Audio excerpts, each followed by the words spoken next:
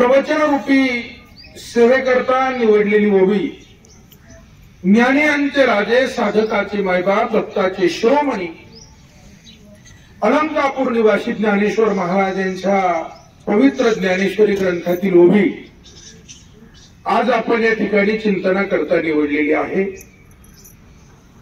ओवीवर चिंतन करण्या अगोदर चाललेल्या कार्याबद्दल वक्त्यांना दोन शब्द परिहार देणं गरजेचं आहे। नव्हे तर तो एक आपल्या वारकरी संप्रदायाचा नियम आहे। या वारकरी संप्रदायाचा एक पाईक म्हणून या ठिकाणी सांगेन आपण जमलो याचं निमित्त कारण 10 दिवसापूर्वी ज्यांचं आपल्यातून जाणं झालं असे कैलासवासी यमनाथ विठोबा रहाणे पाटील, एक 10 दिवसापूर्वी त्यांचं आपल्यातून जाणं झालेलं आहे आणि आज त्यांचा दशक्रिया विधी पिंडदान या ठिकाणी संपन्न होत आहे। वास्तविक पाहायला गेलं तर जो जीव जन्माला येतो त्याला एक दिवस जावंच लागतं। या सृष्टीचा नेम आहे, उपजेते नासे, नासिले ते पुनरपी दिसे, हे घटिका यंत्र जैसे परिभ्रमेगा। माऊली त्या लोकाला सांगतात की जो जन्माला आला त्याला एक दिवस जावं लागतं। ज्या लोकांमध्ये तुम्ही आम्ही जन्माला आलो त्या लोकांचंच नाव मृत्यू लोक आहे। इथं कोणी राहायला आलेलं नाही, प्रत्येकाला आपल्या आपल्या मुक्कामाच्या ठिकाणी जायचंय, पण जाण्याच्या गती मात्र वेगळ्या वेगळ्या आहेत। अण्णांच्या बाबतीत जर पाहू जर गेलं तर अण्णांनी आपल्या जीवनामध्ये संघर्षाला फार मोठी तोड दिलेली आहे, संघर्षच केलेला आहे। मला असं वाटतं अण्णांच्या बाबतीत अण्णांनी आपलं मन मारून खऱ्या अर्थानं आपला भाऊ, आपल्या मुली, आपल्या मुलांचं शिक्षण खऱ्या अर्थानं स्वतःची इच्छा थांबवून अण्णांनी हे पूर्ण कार्य केलेलं आहे। मला असं वाटतं त्यांच्या या लेखामध्ये मी मगाशी वाचत असताना पाहिलं की अण्णांनी डोंगराला असणारी जमीन तिची लेवल करून बरं सर्वसामान्य माणूस दिसणारा, गांधी टोपी घालायची, कुर्ता पायजामा हा त्यांचा पोशाख, पण जी माणसं ध्येयईडी असतात ना भाऊ, ती माणसं क्रांती करत असतात। समाजामध्ये जी माणसांनी त्यांचं ध्येयाचं वेळ घेतलेलं होतं ती माणसांनी क्रांती केली। त्यामध्ये गाडगे महाराज बघा, त्यांचं ध्येय होतं, त्यांनी समाजाला उपदेश केला, माणूस पैशाने मोठा नसतो, माणूस कर्तृत्वाने मोठा होत असतो। आज अण्णांच्या बाबतीत जर बोलायला गेलं तर हा लेख कुणाचाही तयार होत नाही। ज्यानं आपल्या जीवनामध्ये कर्तृत्व केलेलं आहे, दातृत्व केलेलं आहे, नेतृत्वही केलेलं आहे, अशा माणसांच्या जीवनामध्ये लेख तयार होत असतो। त्यांच्याबद्दल कुणाला तरी काहीतरी बोलावं वाटतं आणि म्हणून तर असणाऱ्या त्या परिवारानं अण्णांच्या बाबतीत जीवनपटच या असणाऱ्या लेखामध्ये त्यांचं दिलेलं आहे। ती जमीन करत असताना गुंजाळ परिवारांचं त्यांना फार मोठं योगदान आणि खरं पाहिला जर गेलं तर काही माणसं जीवनामध्ये जे जगतात ना त्यांचं जर जीवन जर पाहिलं ना तर मला असं वाटतं तो आदर्श घेण्यासारखं जीवन आहे। काही माणसं जन्माला येतात पण ते जन्माला येऊन काही उपयोग नाही, पण काही माणसं जी असे जीवनामध्ये जन्माला येतात की त्यांच्याकडून काहीतरी आदर्श घेण्याजोगता त्यामधले अण्णा आहेत। आपलंही स्वतःचं शिक्षण असताना पुढचं ध्येय थांबवलं, भावाचं शिक्षण केलं आणि शिक्षण करत असताना त्यांनाही चांगल्या पदावर नोकरी, मुलांचंही शिक्षण केलं आणि आता मात्र सुखीचे दिवस, चांगले दिवस तर अण्णांना त्यांचं जीवन थांबावं लागलं। जवळजवळ 2-2.5 वर्ष दुःखाशी संघर्षच केला। काय माणसांचं जीवन असतं बघा ना, आयुष्यभर प्रपंचाकरता संघर्ष आहेच, पण जर शरीराला व्याधी जडली की त्याचाही संघर्ष करावा लागतो. तोही संघर्ष स्वतः अण्णांनी केला. कुणाचं ओझ कुणावर म्हणून वरून राहिले नाही. काही माणसं ओझ बनून राहतात दत्तभाऊ, पण काही माणसांचं ओझ नसतं. त्या घरातलं ते कर्तृत्व, दातृत्व, मातृत्व, नेतृत्व, त्यांच्याकडे पाहून आदर्श जीवन जगणारं हे कुटुंब, राहणे परिवारातील एक वरवृक्ष खऱ्या अर्थानं 10 दिवसापूर्वी कोलमडलेला आहे. वास्तविक त्यांच्या बाबतीत किती बोलावं. परवा दिवशी आमचे स्नेही गुरुबंधू वैकुंठवासी गुरुवर्य नारायणगिरीजी महाराजांच्या असणाऱ्या सानिध्यामध्ये ज्यांना सहवास लाभला असे दत्ताभाऊंचे मिळूने आणि दारावर यायचं म्हणून मी घरी गेलो. आणि घरी गेल्यानंतर त्यांचं जे असणाऱ्या मुली जावई कोल्हे सरांशी चर्चा झाली. अण्णांबाबतीत जे बोलत होते, मला असं वाटतं जी बसलेली माणसं आहेत त्या माणसांनी अण्णांच्या बाबतीतला आदर्श घ्यावा. एवढा मोठा माणूस, पर्वताच्या उंचीचा माणूस, पण शेवटपर्यंत पाय जमिनीवर होते महाराज त्या माणसाचे. आपल्याकडे काहीतरी येतंय, आपण कोणालाच विचारायला तयार नाही, पण आयुष्यभर शेवटच्या क्षणापर्यंत जमिनीवर पाय ठेवून राहणारा माणूस. अशा माणसं जीवनामध्ये, जी माणसं हवीशी वाटतात ना ती माणसं लवकर जातात, आणि जी नकोशी वाटतात ते भेटल्याशिवाय राहत नाही. तुम्ही पहा, बाजारामध्ये जर आपल्याला ज्याच्याकडून घेणंय तो माणूस भेटत नाही, आणि ज्याला देणंय ते सगळ्याच्या आधी जे हारी घालतो. तसंच माणसाचं जीवन आहे. जी माणसं नकोशी वाटतात ती माणसं सगळ्याच्या आधी भेटतात, आणि जी माणसं हवीशी वाटतात ती माणसं मात्र लवकर जातात. काय तुकोबाराय म्हणतात, जो आवडे सर्वाला तोची आवडे देवाला. जो सर्वांना आवडतो तोच देवाला आवडतो. आणि म्हणून मला असं वाटतं, काळ वेळ जीवन जाण्याकरता लागत नाही. माणूस किती वर्ष जगला याचा माणूस सहसा विचार करत नाही. ते फक्त फोटोवर लिहिण्यापुरतं आहे. 90 वर्ष 100 वर्ष जगले आमचे बाबा. अरे जगाला जर त्रास देण्यामध्ये जर त्यांचं 100 वर्ष जात असेल तर काय त्या जगण्याला अर्थ आहे. पण अण्णांसारखी जी माणसं आहेत ती कमी कालावधीमध्ये जगले, पण जगाच्या हिताकरता जगले, कुटुंबाकरता जगले. गावकी बाहुकी, देश, धर्म, संस्कार, पूजा अर्चा हे सगळं त्यांनी जाणलं ना. धार्मिक वृत्तीमध्ये त्यांचा अग्रसरी आहे. साईबाबाची दिंडी त्यांच्याकडे जेवणा करता असायची. त्या दिंडीचं नियोजन 11 वर्ष मूळगंगा दूध उत्पादन संस्थेचे व्हाईस चेअरमन म्हणून ते राहिले. बरं, कुठलाही माणूस एका पदावर किती वर्ष राहतो? जोपर्यंत त्यांच्या पार्टीची सत्ता आहे तोपर्यंत राहतो. एकदा त्यांची पार्टी निघली की सत्ता संपते.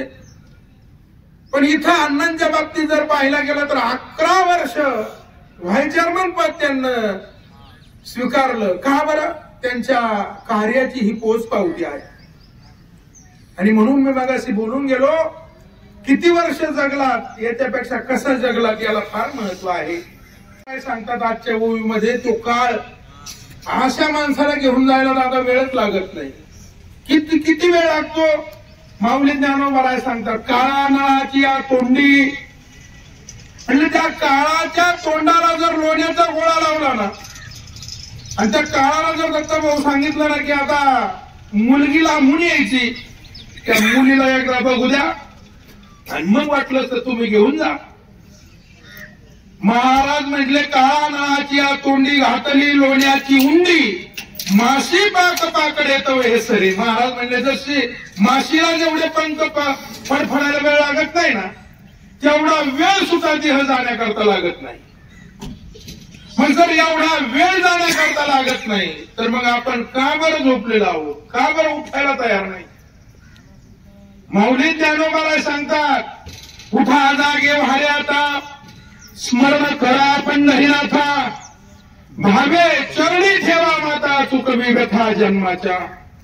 जन्माच्या जर व्यथा चुकवायच्या असेल तर तुम्हाला मात्र सावध व्हावं लागेल, सेवा करावी लागेल. सेवा हा दारवंत आहे आणि सेवेच्या जोरावर माणूस आपल्या ध्येयापर्यंत पोहोचत असतो. जे अब्दुल कलाम साहेबांना एकदा विचारलं होतं की तुम्ही लग्न का केलं नाही, त्यावेळेस त्यांनी सांगितलेलं उत्तर आहे, त्या देशाकरता जे काम करत होतो ते काम करता करता माझं लग्नाचं वेळ असणारी वय कधी निघून गेलं हे मला सुद्धा कळालं नाही. याला ध्येयवेडी माणसं म्हणतात, आपल्या ध्येयापर्यंत पोहोचणारी माणसं म्हणतात. आणि तीच माणसं जीवनामध्ये यशस्वी होतात. महाराज म्हणजे जीवन जगत असताना मात्र सेवा हा आपल्याकडून दारवंत झाला पाहिजे आणि ज्याच्या जीवनामध्ये सेवा आहे तोच माणूस जीवनात यशस्वी होतो. तुमची कोणतीही सेवा असू द्या, आई वडिलांची सेवा आहे, देशभक्ती ही सेवा आहे, राष्ट्र ही सेवा आहे, पण माणसं ती सेवा करण्याकरता तयार होत नाही. या परिवारानं 3-4 वर्ष अण्णांची सेवा केली सातत्यानं आणि सेवा केली आणि अजून काही त्यांचं म्हणणं असं होतं की मला असं वाटतं की अण्णा आम्हाला हवेसे होतात, अजून अण्णांची गरज होती. त्या मुली बोलत असताना मुलींची सुद्धा इच्छा होती की अण्णांची आम्हाला गरज, नुसतं जागेवर बसून जरी राहिले तरी मला असं वाटतं त्या घराकडे कुणाची वाईट नजर करून बघायची ताकद होत नाही. म्हणून वटवृक्ष आहे. आई म्हणजे दुधावरची साई आहे आणि बाप म्हणजे माठावरचं झाकण आहे. पण बापाची किंमत कधी कळते? एक सुभाषितकार वर्णन करतात की त्या बापाची किंमत गेल्यानंतर कळते. ज्या वेळेस 10 दिवसामध्ये जी माणसं डबा घेऊन येतात आणि ज्या वेळेस बोलतात ना तुमचे वडील असे होते, तुमच्या वडिलांचं काय कर्तृत्व होतं, अरे संकट काळी माणूस धावून आला रे, त्यावेळेस मुलांना कळत असतं आपल्या बापाची किंमत काय होती. घरची माणसं लवकर ओळखत नाही, गेली की त्यांची उणीव भासून निघते. नवे नवे या मुलांना विचारा, 10 दिवसापूर्वी अण्णा गेले, अण्णा नसताना जीवन कसं जगावं, फार मोठा अवघड आहे. पण नियतीच्या पुढे कुणाला जाता येत नाही. त्या परिवाराला एक त्या दिवशी मी बोलून गेलो की अण्णांनी एवढे कष्ट या परिवाराकरता केले, घराकरता केले, शेती प्रधान शेवटच्या क्षणापर्यंत राहिली. शेतीच्या बाबतीत अण्णांचा जोड नाही. परिसरामध्ये खडकावर मोती पिकवणारा माणूस, मला सांगा ती असणारी जमीन केली, जमीन केल्यानंतर डाळिंब लावली, मला असं वाटतं द्राक्षी लावले आणि त्या परिसरामध्ये एक प्रगतीशील शेतकरी म्हणून त्यांची ओळख झाली. का बरं? त्याचं कारण आहे की शेती हीच माझी पंढरी आहे. मला पंढरपूरला जायची गरज नाही. सावता महाराज पंढरपूरला गेले का भाऊ? नाही ना. कांदा मुळा भाजी अवघी मिठाबाई माझी, लसूण मिरची कोथंबिरी अवघा झाला माझा हरी, मोठ नाडा विहीर दूरी अवघी व्यापिली पंढरी. पण मला त्या पंढरीला जायची गरज नाही. ही माझी शेतीच पंढरी आहे, ही माझी कर्मभूमी आहे. सेवा शेतीची केली. सेवा मी मगाशी बोलून गेलो, तुमच्या जीवनामध्ये तुम्ही जी सेवा करता ती सेवा तुमच्या कुणाला कुठेतरी कामाला येत असते. पंढरपुराजवळ मंगळवेढा गाव आहे, महिला मंडळ, आणि त्या मंगळवेढ्याला एक महान संत होऊन गेले. खऱ्या अर्थानं रानोबा नाव त्यांचं. त्या रानोबांची परिस्थिती अशी होती की पंढरपुरामध्ये काय जनावरं जी मेली ती मी वड्याला टाकायची आणि गाव झाडायचं काम रानोबाचं होतं. एक दिवसाचा प्रसंग असा होता, सेवेचं फळ सांगतो मी तुम्हाला. तुमच्या जीवनामध्ये जर तुम्ही कुणाची सेवा केली तर त्या सेवेचं फळ तुम्हाला मिळाल्याशिवाय राहत नाही.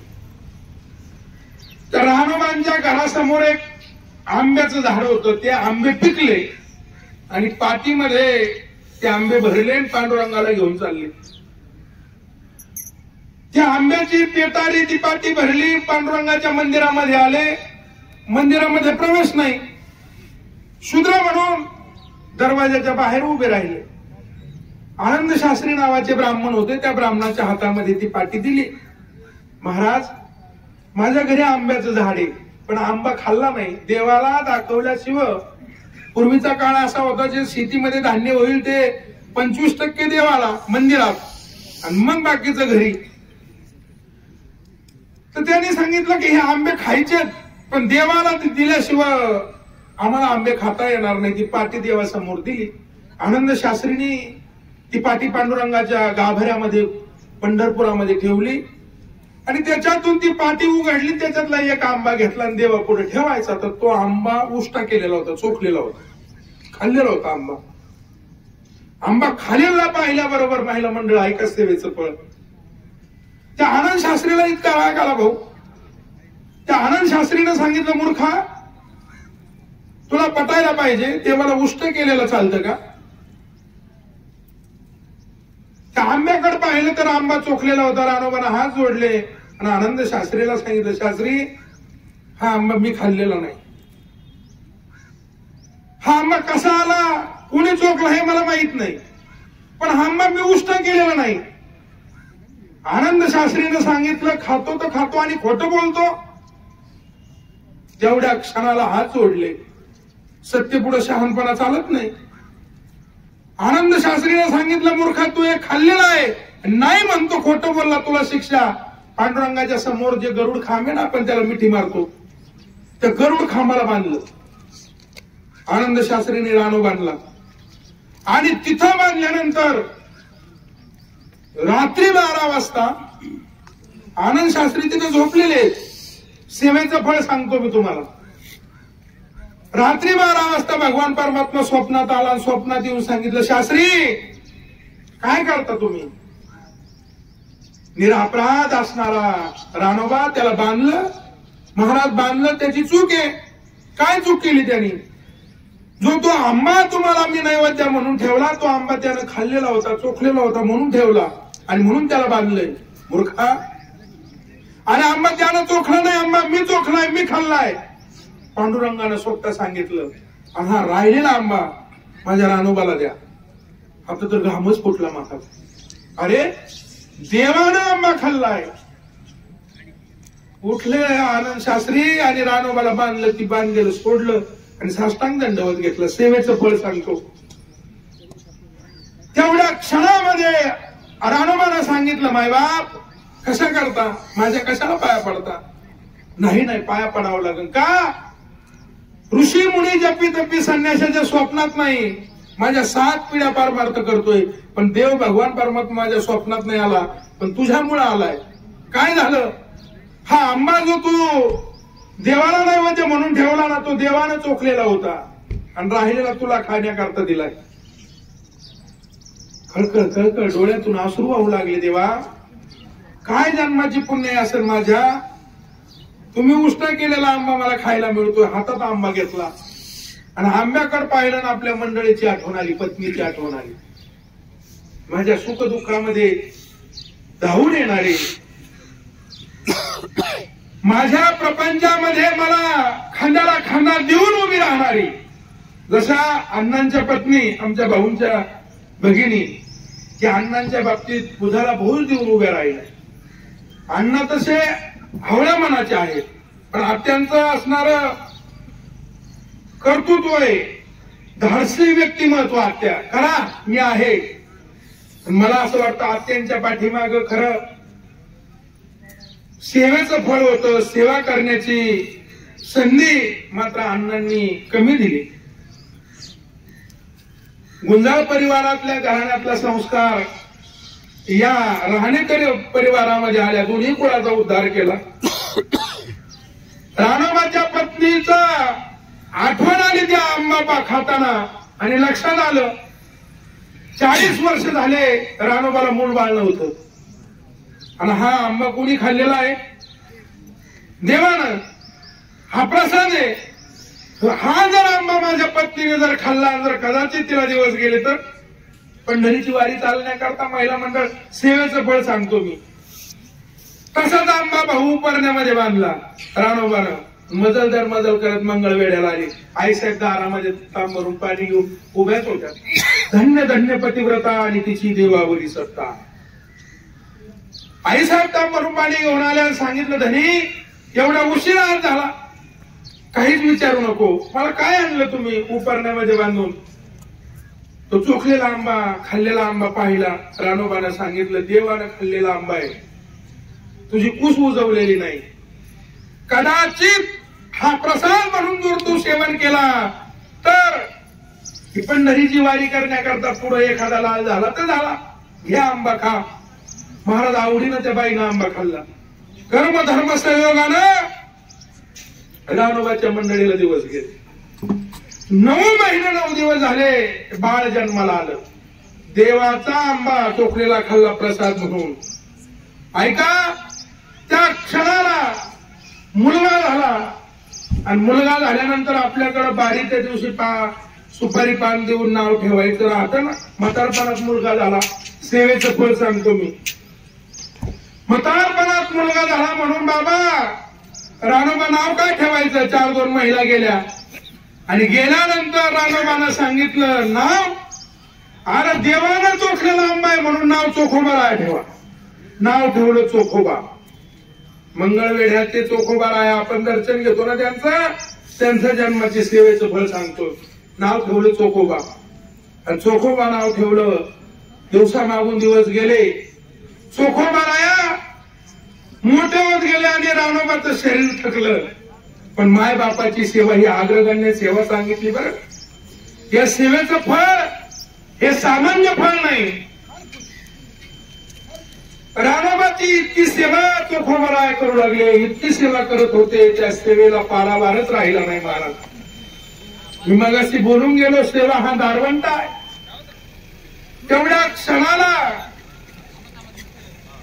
आपले वडील म्हातारे झालेले आहेत, त्यांची सेवा करणं गरजेचं आहे. आपल्या वडिलाला आंघोळ घालायचं काम चोखोबरायांचं होतं. वडिलाला बंडी घालायची, धोतर घालायचं, फेटा बांधायचा, हे काम असणारे चोखोबराया करायचे. आणि हे काम करत असताना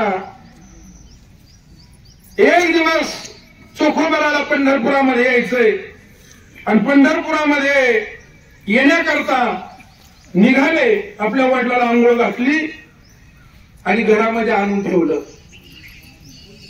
इकडे लक्ष द्या, फार हिताचा आहे. सेवा हा दारवंटा, आई वडिलाची सेवा, ही अग्रगण्य सेवा सांगितली. चोखोबरानं आपल्या वडिलाला 2 हातावर धरलंय आणि आंघोळीला आणलं. दगडावर आंघोळ घातली, घरामध्ये आणलंय. 12 बंदी घातली, धोतर घातलं, फेटा घातला ना आता कामावर निघायचं पंढरपूरला. मी जनावर मेलेले वड्याला टाकण्याकरता आपल्या वडिलाच्या पायाला स्पर्श केला आणि निघायचं तर वडिलाच्या अंगावर माशा घोंगत होत्या. चोखोबरानं बारकाईनं पाहिलं, जागेवर विष्ठा केली, घाण केली होती. कुणी? रानोबानं. आता धुवायचं कसं? अंथरुणावर पडलेल्या माणसाला सेवा करण्याकरता 2 माणसं लागतात. दत्तभाऊ, त्याच्यातून तुम्ही गेलेत. आई वडिलाची सेवा करताना अजूनही करताय. 2 माणसं लागतात अंथरुणावर पडलेल्या माणसाला उचलण्याकरता, धुण्याकरता. चोखोबरानं विचार केला, मी एकटा आहे. बापानं जागेवर विष्ठा केली, धुवायचं कसं? चिंता करू लागले. आणि चिंता करत असताना भुजाला भूज देणारी, खांद्याला खांदा देणारी पत्नी चोखोबरायांची सोयराबाई समोर उभ्या राहिल्या. धनी, का चिंता करता? सोयरे, बापानं जागेवर विष्ठा केली ग, धुवायचंय. पण धुण्याकरता 2 माणसं लागतात. वडिलाला मी दगडापर्यंत घेऊन जाईल, एका हातावर टाकेल, दुसऱ्या हाताने कमरावर पाणी टाकेल, पण माझ्या बापाचं कंबर धुवायचं कोणी? दोन्ही हात गुंतणार आहे. सोयराबाईनं सांगितलं, धनी कशाला काळजी करता, मी धुते ना सासऱ्याचं कंबर. असं म्हटल्या बरोबर चोखोबरायांना सांगितलं, सोयरा, शास्त्र सांगतं सासऱ्याच्या कमरावर सुनेनं पाणी टाकायचं नाही. सासऱ्याच्या कमरावर पाणी टाकण्याचा अधिकार त्याच्या मुलीचा आहे, दुसरा अधिकार त्याच्या पत्नीचा आहे आणि तिसरा अधिकार त्याच्या मुलाचा आहे. सुनेचा अधिकार नाही सासऱ्याच्या कमरावर पाणी टाकण्याचा. सोयराबाईनं हात जोडले. धनी, असं करू नका. माझ्या वडिलांची सेवा करण्याकरता मला जाता येणार नाही, माझे वडील लांब येत राहण्याकरता, पण माझ्या बापाच्या ठिकाणी माझा सासरा आहे, माझ्या सासऱ्याचं कंबर मला धुऊ द्या, मी तुमच्या पाया पडते. सोयराबाईचे शब्द ऐकल्यानंतर चोखोबारायांच्या डोळ्यात पाणी आलं. काय पुण्य केलं असेल की ही असणारी पत्नी मला मिळाली. बापाच्या आईच्या कंबरावर पाणी टाकायला मुलं तयार होत नाही, पण सून सांगते मला माझ्या सासऱ्याचं कंबर धुऊ द्या. काय भाग्यवान म्हणावं लागेल मी. सोयरे, पण नाही ना, मी जरी तुला परवानगी दिली तर माझ्या बापानं तर तुला कंबर धुऊ दिलं पाहिजे ना. ऐका ना धनी, मामांजीला कळूनच देऊ नका. मी कमरावर पाणी टाकते. माझ्या बापाची सेवा मला करता येणार नाही, पण माझ्या सासऱ्याची सेवा मला करू द्या. माझ्या बापाच्या ठिकाणी सासरा आहे, सेवा करू द्या मला. नावेला झाला चोखोबारायचा, पण चोखोबारायानं सांगितलं महिला मंडळ सेवेचं फळ आहे का. तुम्ही कसल्या अंगाने जरी सेवा केली तर त्या सेवेचं ऋण देव ठेवत नाही, याच्याकरता मी बोलतोय. तेवढ्या क्षणाला चोखोबारायानं सांगितलं, ऐक सोयरा, मी माझ्या बापाला दगडापर्यंत घेऊन येतो, पण तू एका शब्दानं बोलायचं नाही. नाही बोलत मी. आपल्या वडिलाला 2 हातावर धरलेला आहे, बोराटीचं झाड त्याच्या खाली दगड आहे आंघोळीचा, त्या दगडापर्यंत चोखोबारायानं रानोबाला आणलं आणि छातीची बाजू आपल्या उजव्या हातावर टाकली, पाठीची बाजू वर केलेली आहे. उजव्या हातानं कमरावर पाणी टाकायचं आणि सोयराबाईनं सासऱ्याचं कंबर धुवायचं. कंबर धुता धुता हातातल्या बांगड्या वाजल्या, आणि हातातल्या बांगड्या वाजल्या बरोबर रानोबानं विचारलं, चोख्या, माझ्या कमरावर कोण पाणी टाकतं रे. आता मात्र चोखोबाराय घाबरले. स्वाभिमानी बाप आहे माझा, जर माझ्या वडिलाला कळालं सुनेनं पाणी टाकलं तर जीव ठेवणार नाही. सोयरे, तू निघून जायचो. सासऱ्याचं कंबर धुतली, सोयराबाई घरामध्ये निघून गेल्या. अहो बाबा, कोण नाही, मी तुमचं कंबर धुतलंय. नाही नाही, माझ्या कमरावर कुणीतरी बाई माणूस पाणी टाकतंय. माझी पत्नी, तुझी आई, तुला लहान असताना गेली, ती पाणी टाकायला येणार नाही. ऐक ना, तुझी बहीण निर्मला नाव असणाऱ्या चोखोबारायांच्या बहिणीचं निर्मला लांब दिलेली आहे, बापाच्या कमरावर पाणी टाकण्याकरता एवढे लवकर नाही यायची. भाऊ की माझ्या कमरावर पाणी टाकणार नाही याची मला गॅरंटी. पण ऐक ना, माझ्या कमरावर कोणी पाणी टाकलं तेवढ्या क्षणात चोखोबारायाने वेळ निघून नेली, बापाला खाटेवर आणून टाकलं. पण महाराज चोखोबारायांचा हात सोडला नाही. रानोबानं, तुला पांडुरंगाची शपथ आहे, खरं सांग, माझ्या कमरावर पाणी कोणी टाकलं. आता मात्र नाविलाज झाला, पांडुरंगाची शपथ घातली ना. बाबा, तुमच्या कमरावर तुमच्या सुनेनं पाणी टाकलं. सुनेनं पाणी टाकलं म्हटल्याबरोबर, देवा पांडुरंगा, काय पाठीमागच्या जन्मामध्ये पाप केलं होतं म्हणून सुनेनं कमरावर पाणी टाकण्याची वेळ आली. आता जगण्यामध्ये काय अर्थ नाही. तो क्या, ऐक ना, माझ्या सोयराबाईला 2 मिनिटं माझ्याकडे घेऊन येतो का माझ्या सुनेला. हा, धावतच गेले चोखोबाराय घरामध्ये. सोयऱ्याला सांगितलं, सोयरा, तुला बोलावलंय. मामांजी रानोबानं सोयराबाईचा हात हातामध्ये घेतला, सुनाचा हात सासऱ्यानं हातात घेतला आणि असा कपाळाला लावला. सोयरे, काय भाग्यवान म्हणावं लागेल तुला. मी तुला भाग्यवान म्हणत नाही. धन्य माता पिता तयाची या, कुळी कन्या पुत्र होती जे सात्विक, तयाचा हरीक वाटे देवा. तुला नाही धन्यता, तुझ्या आई वडिलाला धन्यता आहे की जिच्या कुशीमध्ये तू जन्माला आली. सासऱ्याचं आणि बापाचं 2 अंतर दिलंच नाही, याच्याकरता तू भाग्यवान आहे. ऐक ना सोयरे, इकडे लक्ष द्या. आता हा सासरा जगणार नाही, मी जाणार आहे आता, पण तुला एक आशीर्वाद देऊन मरणार आहे. ज्या दिवशी तुझ्यावर संकट येईल, ते कसलंही संकट असू द्या, त्या संकटाला धावून जगाचा बाप आल्याशिवाय राहणार नाही, हा माझा तुला आशीर्वाद आहे. आणि रानोबानं प्राण सोडला. रानोबानं महिला मंडळ प्राण सोडल्याबरोबर महाराज उत्तर क्रिया रानोबाची झाली. दिवसामागून दिवस गेले, सोयराबाईला दिवस गेले. सोयराबाईला दिवस गेल्यानंतर 9 महिने पूर्ण झाले, 9 दिवस शिल्लक राहिले, पंढरीची वारी आली. सेवेचं फळ ऐका.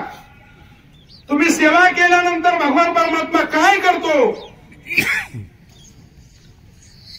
एवढ्या क्षणाला घरासमोरून दिंड्या चालल्या पंढरपूरला, आणि दिंड्या चालल्या असताना चोखोबाराला वाटलं जर या मंडळीचे दिवस भरले नसते तर मी पंढरपूरला गेलो असतो पांडुरंगाच्या भेटी करता. 2 जीवाचा निवाडा करायचा आहे. प्रेमाचा माणूस जवळ लागतो ना बाळंतपण करण्याजवळ. दोघच पती पत्नी कोण आहे एकामेकाला, त्या जीवा भावाला आमच्या दोघांशिवाय मला थांबावं लागेल. आणि ते पाहिलं सोयराबाईनं. धनी काळजी करू नका, पंढरपूरला जायचंय तुम्हाला ना, तुमच्या बहिणीचं गाव आहे रस्त्याला, वैंसला निरोप द्या आणि तुम्ही पंढरपूरला जा. पळत्या फळाची आज्ञा समजून चोखोबाराय निघाले, घर सोडले आणि पंढरपूरला निघाले. महाराज मदल करत निघाले.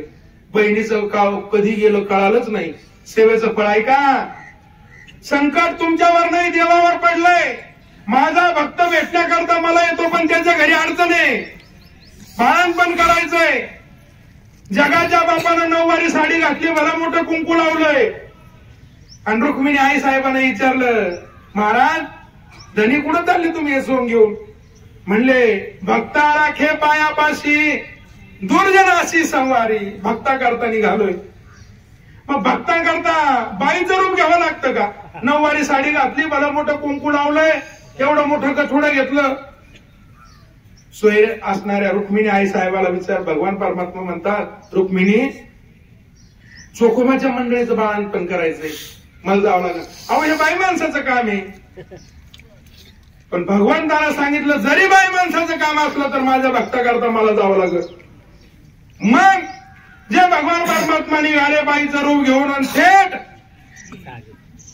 मंगळवेढ्याला चोखोबारा यांच्या घरी कशा करता? बाळंतपण करण्याकरता. चोखोबाची बहीण झाला शारंग धर, वहिनी उघडा दार हाका मारी. वहिनी दार उघडा मी आले. आता ती वहिनी होती का? दरवाजा उघडला आणि भगवान परमात्म्याची नजर झाली. जगाच्या बापानं बाळंतपण केलं. कुणाचं? चोखोबारायांच्या पत्नीचं, सोयराबाईचं. नुसतं बाळंतपण केलं नाही तर त्या बाळाचे चंद्रभागेमध्ये बाळाचे धुवून काढलेत. आई साहेब मला एक तुम्हाला प्रश्न विचारायचा. लहान बाळाचे बाळू ते ज्या दगडावर धुतल्या जातात, त्या दगडावर दुसरं धुणं धुतलं जातं का? बोला ना. नाही ना. पण माझ्या चोखोबारायांच्या बाळाचं बाळंतपण केलं देवानं, आणि ज्या दगडावर चोखोबारायांच्या मुलाचं नाव त्याचं कर्ममेळा, त्या कर्ममेळाचे बाळू त्याच्या दगडावर धुत होते, त्याच दगडावर माझ्या भगवान परमात्माचा पितांबर धुतला जात होता. सांगा हे कशाचं फळ आहे? चोखोबाच्या मंडळीचं बाळंतपण काय केलं देवानं? तुम्हाला प्रश्न विचारायचा. अरे जिने सासऱ्याच्या कमरावर पाणी टाकलं म्हणून जगाचा बाप बाळंतपण करण्याकरता आला. महिला मंडळ जर बापाची नाईची सेवा जर केली तर जगाचा बाप का आपल्या इथं काम करणार नाही? म्हणून आई वडिलाची सेवा ही अग्रगण्य सेवा आहे. तुम्ही गेल्यानंतर स्वर्गात जाणार आहे की नरकात जाणार आहे आपण बघायला नाही. फक्त फोटोपुरतं भाऊ लिहिण्याकरताय. कैलासवासी, स्वर्गवासी, वैकुंठवासी. नास्तिक माणूस मेला तरी त्याच्या फोटो पुढं काय? कैलासवासी, स्वर्गवासी. बरं आपण बघायला आहे का स्वर्गात गेला का नरकात गेला? सहज रात्री पांडव प्रताप वाचत होतो मी, आणि त्या पांडव प्रताप वाचत असताना काय झालं? पांडवांचा ज्या वेळेस कौरवाचं आणि पांडवांचं युद्ध झालं, पण ते युद्ध झाल्यानंतर भगवान परमात्मा निज धामाला जायचे, आणि निज धामाला जायचं म्हणून आपल्या आत्याच्या पाया पडले. पांडवांची जी आत्या कुंती, हिचा सक्का भाचा होता भगवान श्रीकृष्ण. आत्या तुझं आता चांगलं झालंय, कौरवांचाही वध केला, पांडवांना राज्य दिलंय, आता मला निज धामाला जायचंय, आता काहीतरी मागून घे. कुंती मातेने सांगितलं, कृष्णा काय मला कशाचीच गरज नाही, मला कशाची गरज नाही म्हटल्यानंतर आत्या तुझ्या जीवनामध्ये कमी दुःख भोगलं का तू? हा भाचा आहे, म्या बोल मिळ्या वेद बोले, म्या चाल मिळ्या असुरे चाले, म्या हल मिळ्या प्राण आले, जगाशी चालिता मीच एकू. आत्या झाडाचं पान माझ्या सत्तेशिवाय हलत नाही, मी चाललोय, काहीतरी मागून घे. कुंती मातेनं सख्या भाच्याला एकच मागितलं, माझ्या जीवनामध्ये मला फक्त दुःख दे, दुःखाशिवाय मला दुसरं काहीच देऊ नको. जगाच्या पाठीवर एकच स्त्री अशी झाली का तिनं देवाला दुःख मागितलं. का मागितलं? आत्या दुःख मागण्याचं काय कारण आहे? त्यावेळेस भगवंताला आत्या सांगते, कुंती माता, कृष्णा सुखामध्ये तुझी आठवण येईलच याची गॅरंटी नाही, पण दुःखामध्ये न बोलवता तू धावून येतो. द्वारकेचा राणा पांडवा घरी म्हणले, तू द्वारकेचा राणा आहे, पण माझ्या पांडवांवर संकट आलं, तू धावून आला ना. मग संकटकाळी दुःखामध्ये तू धावून येतो, याच्याकरता मी दुःख मागितलं. पांडव प्रताप जर पाहिलं ना, ऐकलं ना, महाराज आपण स्वर्गात जाणार की नरकात जाणार, मग लक्ष देतं आपल्याला जागा कुठे. पांडव निघाले स्वर्गाला जाण्याकरता. आता राज्य करायचं इच्छा राहिली नाही. मी तुम्हाला प्रश्न विचारणार आहे, ज्यावेळेस बद्रीनाथ केलं भगवंतानं 5 पांडवांनी द्रौपदी घेऊन आणि निघाले स्वर्गाला. बद्रीनाथ केल्यानंतर स्वर्ग 35 किलोमीटर आहे. ऐकता ना तुम्ही, 35 किलोमीटर स्वर्ग आहे बद्रीनाथ केल्यानंतर. तिथून पांडव स्वर्गाला गेले. पांडव स्वर्गाला जात असताना सुरुवातीला धर्मराज आहे, धर्माच्या पाठीमागे भीम आहे, भीमाच्या पाठीमागे अर्जुन आहे, अर्जुनाच्या पाठीमागे द्रौपदी आहे, द्रौपदीच्या पाठीमागे नकुल आहे आणि नकुलाच्या पाठीमागे सहदेव. असे निघाले स्वर्गाला. स्वर्गारोहण ऐका, तुम्ही ऐकलंच नसणार कधी, ते सांगतो. ज्यावेळेस हे पांडव स्वर्गाला निघाले, सुरुवातीला धर्मराज आहे, नंतर भीम आहे, भीमाच्या पाठीमागे अर्जुन, अर्जुनाच्या पाठीमागे द्रौपदी, द्रौपदीच्या पाठीमागे नकुल आणि नकुलाच्या पाठीमागे सहदेव. आता लक्षात आलं ना. आणि निघाले स्वर्गाला जाण्याकरता. स्वर्गाला जात असताना मजल दर मजल करत निघाले आणि जो शेवट होता, काय नाव त्याचं, सहदेव. सहदेव खाली पडला, सहदेवानं शरीर टाकलं. ऐका, सहदेवानं खाली शरीर टाकल्याबरोबर भीमानं विचारलं, दादा आपला सक्का भाऊ सहदेव खाली पडलाय. सहदेव खाली पडल्याबरोबर धर्मराजानं पाठीमागं पाहिलं, आपला भाऊ आहे. पण भीमानं सांगितलं सहदेवाला स्वर्गात जागा नाही का? धर्मानं सांगितलं सहदेवाला स्वर्गात जागा नाही. का बरं सहदेवाला स्वर्गात का जागा नाही? त्याचं कारण, सहदेवाला आपल्या सौंदर्याचा गर्व होता. कशाचा? सौंदर्याचा गर्व होता. त्याला वाटायचं देवापेक्षा मी सुंदर दिसायला.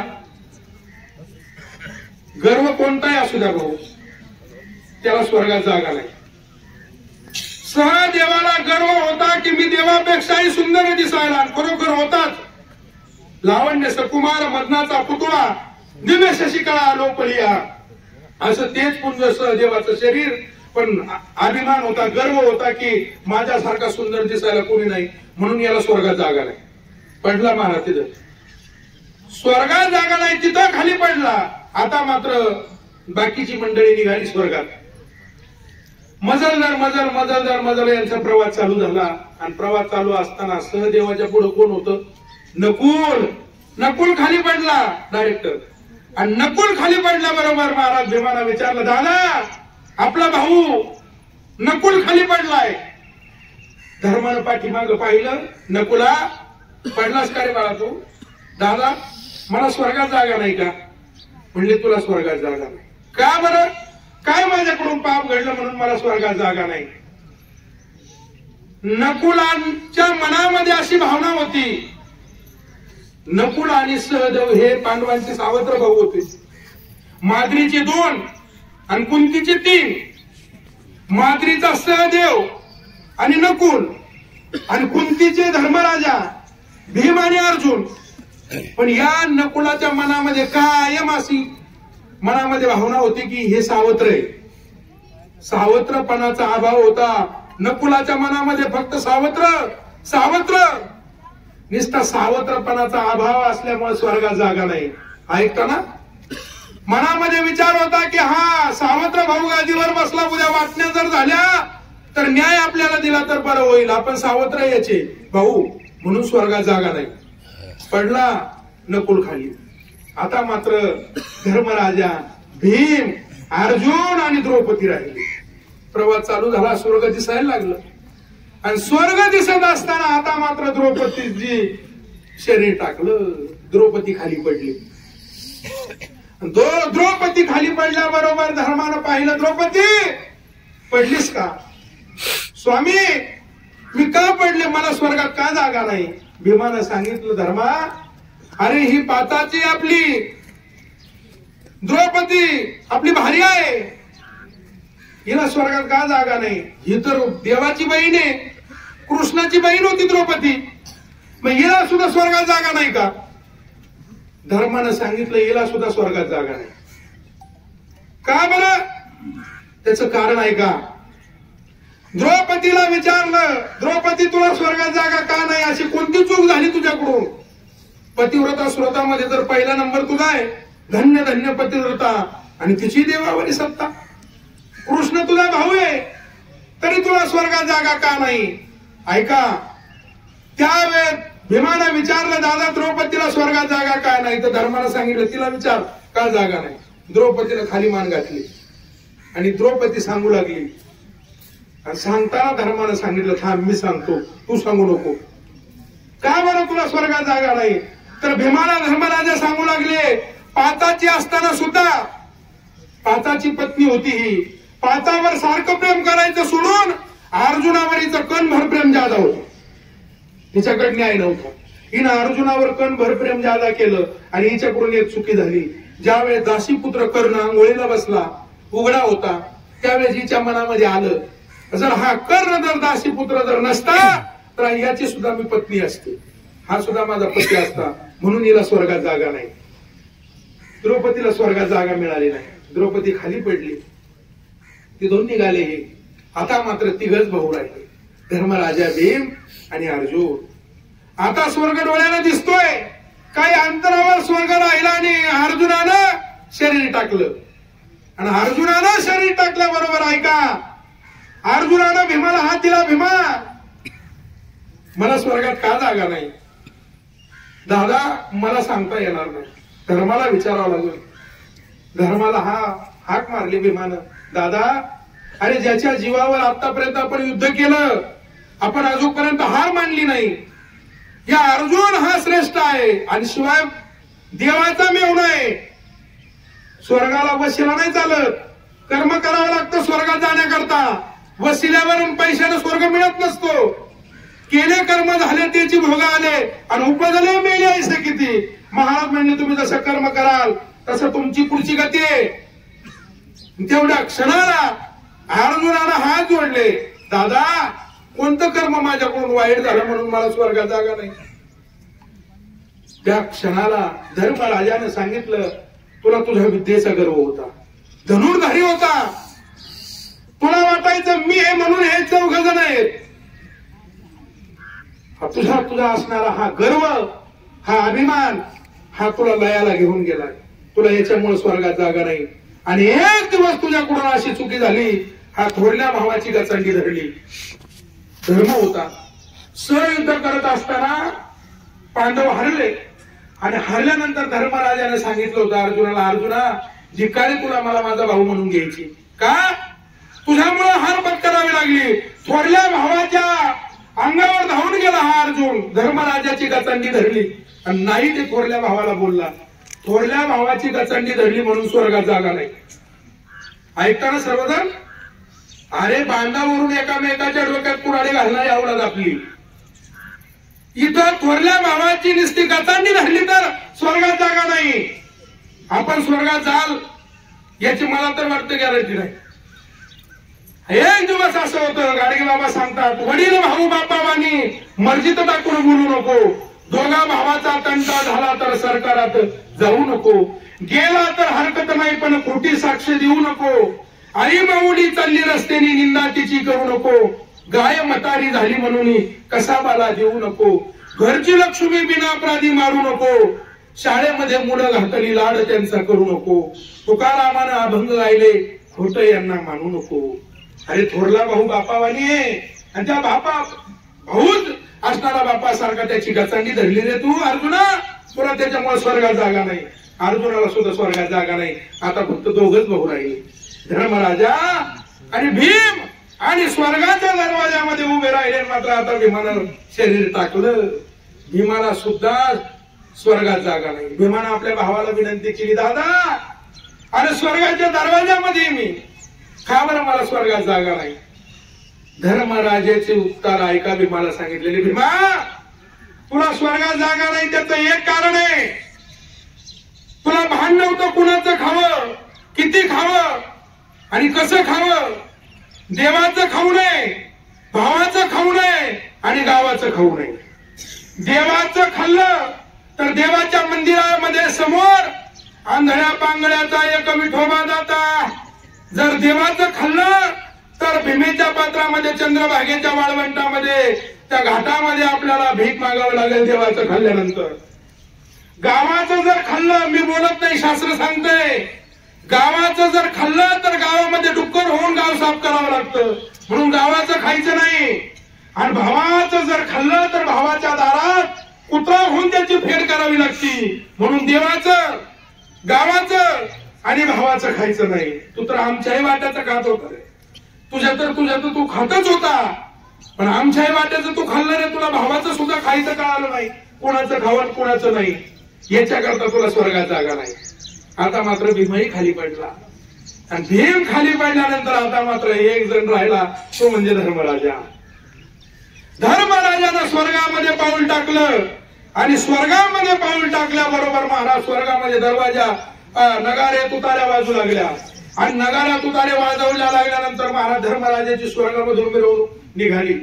आणि स्वर्गामधून मिरवणूक जात असताना ती मिरवणूक नरककुंडाच्या बाजूने चालली होती. धर्मराजाची सनाया विनाया लावून ती मिरवणूक चालली, नरककुंडाच्या बाजूने चालली. ऐका, त्या नरककुंडाकडे धर्मराजानं पाहिलं. आपला सक्का चुलत भाऊ दुर्योधन नरकामध्ये गटांगळा घेत होता. त्याचा बाप आणि माझा बाप सख्खे भाऊ आहेत, एक रक्त आहे आमचं. तो नरकात आहे ना, तर मला काढावं लागलं म्हणून धर्मराजाजवळ गेले. काय असेल मग धर्माची नीती. अरे आयुष्यभर ज्याच्या संग वाईट वागला तो स्वर्गात भेटलाय. एक जण स्वर्गात आणि एक जण नरकात. आता नरकात नाही तर जाईन तर का पुढे जाईन. आयुष्यभर भावाला त्रास दिला.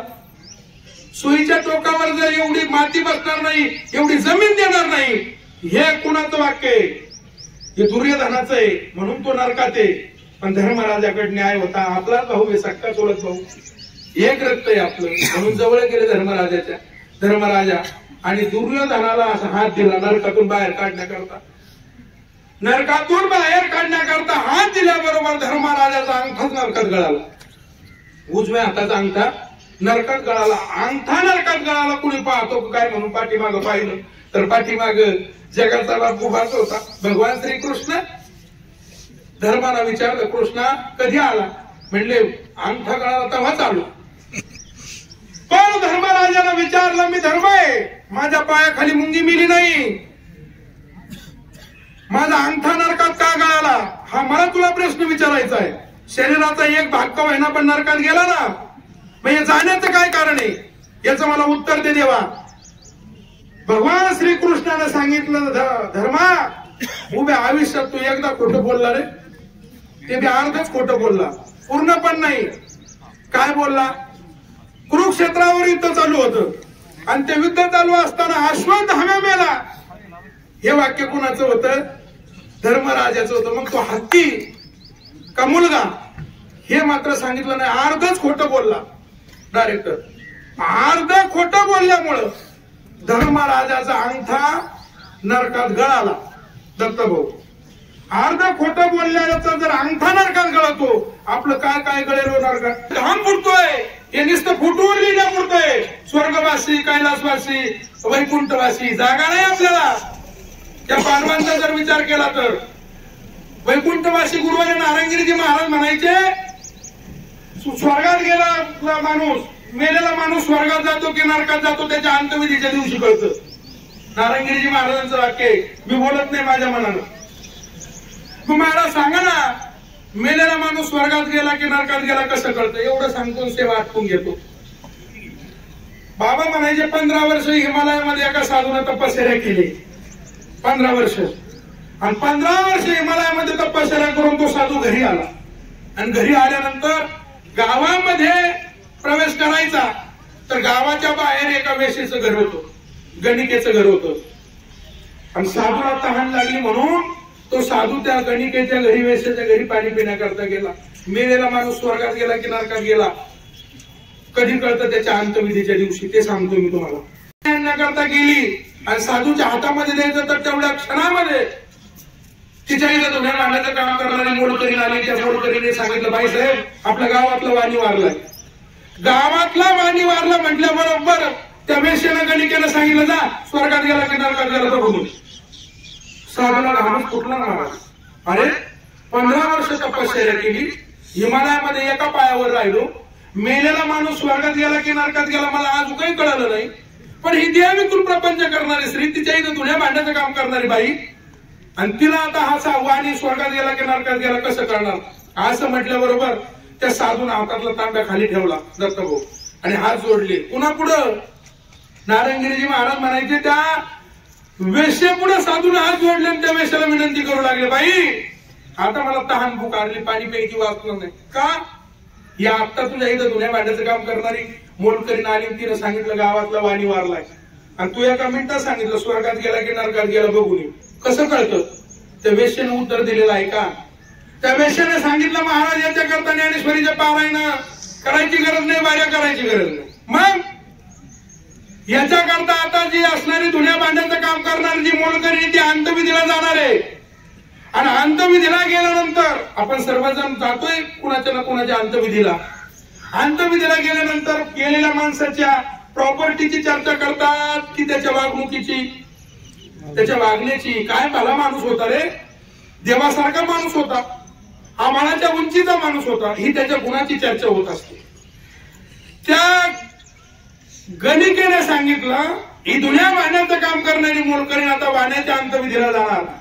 आणि वाण्याच्या अंतविधीला गेल्यानंतर जर वाण्याची जर या समाज अंतविधीला चांगली चर्चा झाली, खरंच वाणी चांगला होता, भुकेलीची भूक जाणणारा होता, तहानेलीची ताण जाणणारा होता, दुसऱ्यावर परोपकार धर्म करणारा होता, समजून घ्यायचं वाणी कुठे गेला, स्वर्गात गेला. आणि याच्या उलट जर वाण्याची चर्चा झाली, बरं झालं गावातली घाण गेली, पिढा गेली, समजून घ्यायचं वाणी कुठे गेला, नरकात गेला. मी बोलत नाही, तुका म्हणे एक मरणाची सरे उत्तमाची उरे कीर्ती मागे, मेल्यानंतर ज्याची कीर्ती पाठीमागे चांगली राहील तो माणूस सांगायचंच काम नाही, तो स्वर्गात गेला. याच्यापेक्षा जास्त बोलायचं नाही. आणि म्हणून मला असं वाटतं, माणूस किती जगला याच्यापेक्षा कसा जगला याला फार महत्व आहे. आणि अण्णांच्या बाबतीत तसंच झालेलं आहे. वैकुंठवासी असणारे यमनाथ विठोबा रहाणे अर्थात अण्णांना जाऊन आज 10 दिवस पूर्ण झाले. त्यांचा लोकाजोका सुरुवातीला मी बोलून गेलो की अण्णांनी शेती प्रधान माणूस, शेतीला प्राधान्य दिलं. कांदा मुळा भाजी अवघी विठाबाई माझी. खडतर प्रवास आयुष्याचा केला. मुलांचे शिक्षण केले, मुलींचे शिक्षण केलं, भावाचंही शिक्षण अण्णांनी केलं. शेती फुलवली, ते बसून खायचे दिवस तर काळाने घाल घातला. असो नियतीच्या पुढे कोणाला जात नाही. आले देवाजीच्या मनात तेथे